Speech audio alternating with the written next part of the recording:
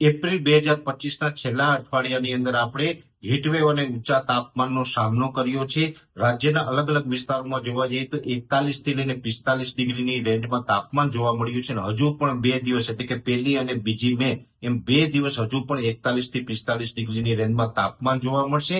3 તારીખથી આપણે ધીમે ધીમે તાપમાનમાં આંશિક રાહત મળે તેવી શક્યતાઓ દેખાઈ રહી છે. પણ આ વચ્ચે એક મહત્વના અને મોટા સમાચાર એ છે કે 3 મે 2025 થી લઈને 10 મે 2025 દરમિયાન રાજ્યના અલગ અલગ વિસ્તારોની અંદર તીવ્ર માવઠું થાય તેવી શક્યતાઓ છે. અત્યારે સામાન્ય રીતે જોવા જઈએ તો અરબ સાગરની અંદર મજબૂત એન્ટી સાયક્લોન સક્રિય છે. એ સાથે દક્ષિણ પાકિસ્તાન ઉપર સાયક્લોનિક સર્ક્યુલેશન બનેલું છે અને ઉત્તર ભારત ઉપરથી બેક ટુ બેક WD પસાર થઈ રહ્યા છે.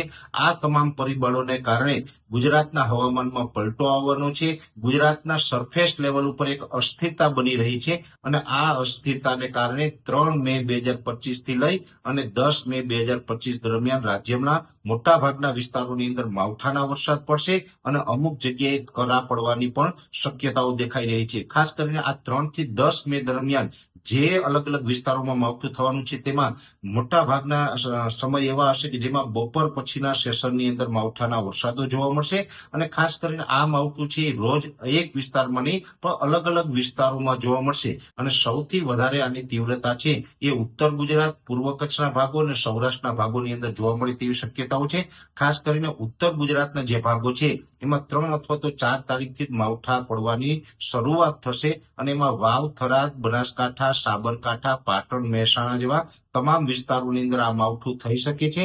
પૂર્વ કચ્છના ભાગો એટલે કે રાપર અને ભુજ, ભચાઉ જેવા વિસ્તારોની અંદર પણ 3 થી લઈ અને 6 તારીખ દરમિયાન માવઠાના ઝાપટા પડે તેવી શક્યતાઓ છે. અમુક વિસ્તારોની અંદર કદાચ કરા પણ પડી શકે છે.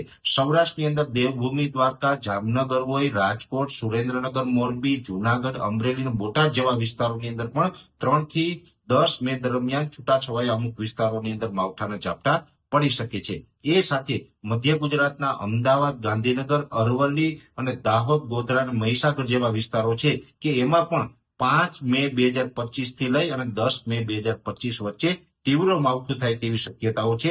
ખાસ કરીને દક્ષિણ ગુજરાતના વિસ્તારો એવા છે કે ત્યાં માવઠાની તીવ્રતા ઓછી રહેશે. ત્યાં છૂટાછવાયા હળવા મધ્યમ સામાન્ય ઝાપટા કોઈ દિવસમાં પડે તેવી શક્યતાઓ છે. ઓલ ઓવર જોવા જઈએ તો 3 થી 10 મે સુધી રાજ્યના અલગ અલગ વિસ્તારોની અંદર જે માવઠું થવાનું છે આ માવઠું છે એ ઉત્તર ગુજરાત, પૂર્વ કચ્છના ભાગો અને સૌરાષ્ટ્ર માટે તીવ્ર માવઠું હશે. આમાં અમુક સમયે ગાજવીજ અને પવન સાથે માવઠાના વરસાદ પડે તેવી પણ શક્યતાઓ છે અને અમુક વિસ્તારમાં કરા સાથે વરસાદ પડશે. એટલે 3 થી 10 મે વચ્ચે રાજ્યના હવામાનમાં એક મોટો પલટો આવશે અને માવઠાના ઝાપટા પડે તેવી શક્યતાઓ હાલ દેખાઈ રહી છે.